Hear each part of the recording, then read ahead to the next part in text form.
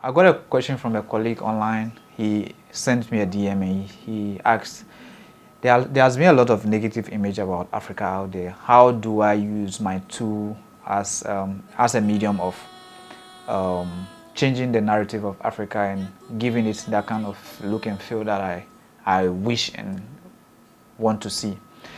First of all, we've been made to believe that Africa has nothing good at all.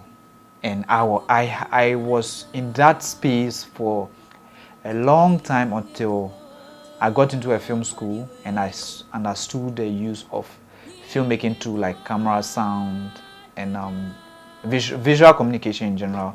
And so it was true that I came to the light that, okay, if things need to be changed in this continent, it has to be with the filmmaker.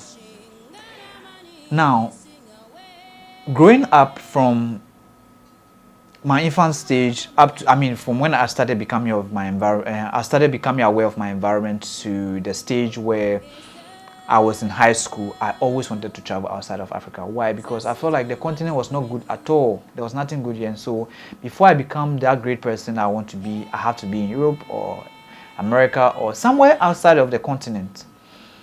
But then God has a way of working things out. So he never, it didn't come true. My dream never came true of traveling during that period.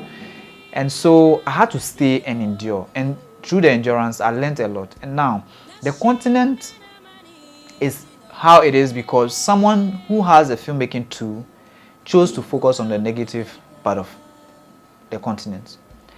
Every continent has its good and bad side. Every society has its good and bad side. And someone who has a filmmaking tool decided to feed the internet with only negative images of Africa. So when I went to the film school, while I was in the film school, everyone around me were, okay, I'm going to do fiction film. It's good. Documentary, great.